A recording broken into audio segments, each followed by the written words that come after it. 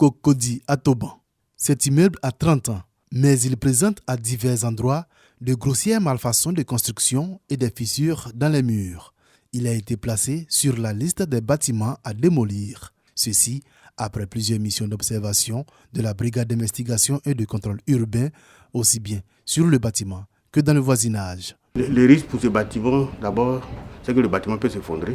Et le bâtiment qui est juste à côté, l'immeuble qui est juste à côté, peut s'effondrer et donc créer des problèmes au voisinage. Il a été informé de ce que son bâtiment présentait donc un risque d'effondrement et qu'il fallait évacuer.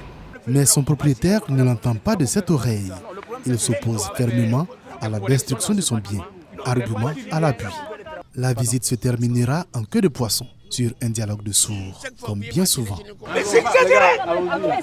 Mais il en faut bien plus pour décourager les agents de la plateforme, outil de lutte contre les effondrements récurrents d'immeubles et autres constructions hors normes en Côte d'Ivoire. Mise en place en août dernier, la plateforme collaborative a identifié 79 bâtiments menaçant ruine à démolir, comme celui-ci à Angredjomi, un sous-quartier de Cocody. C'est un immeuble qui a été construit également sans permis de construire et la structure du bâtiment même pose problème. Construit au bord d'un ravin, cet immeuble comporte 5 niveaux dont 2 sous-sols. Le propriétaire a reçu plusieurs injonctions de produire un document de stabilité sans succès.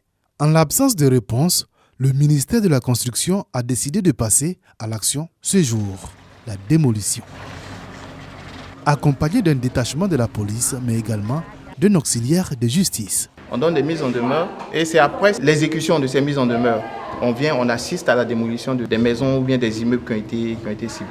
Malgré les nombreux avertissements, le bâtiment était encore occupé par de nombreux locataires. Je suis venue donner ma caution 5 jours. Ils ont pris ma caution. Je suis venue. Ils m'ont donné la clé. En même temps que j'arrive net, on nous fait sortir. Ils n'ont qu'à me donner ma caution pour que je puisse partir prendre une autre maison. Ils m'ont rien dit. Je ne sais pas lire aussi pour dire que je vais lire ce qu'ils ont mis là.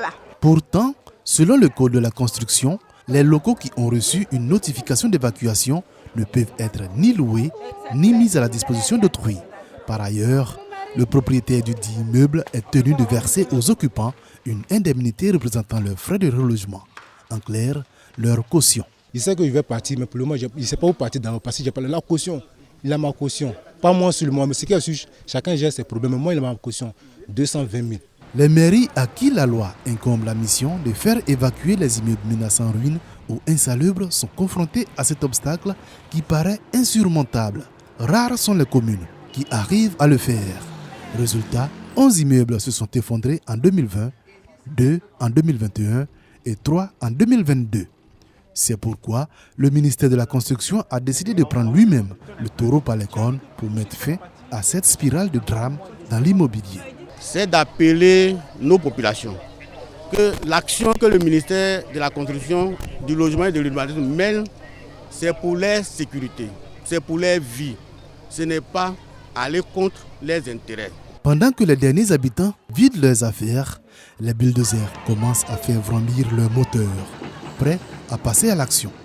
C'est à ce moment qu'apparaît cette jeune femme qui se présente comme un proche du propriétaire. Au moins, on demande qu'est-ce qui s'est passé. Ils disent qu'on n'a pas pris l'expertise. On dit si on a pris l'expertise, on veut leur expliquer.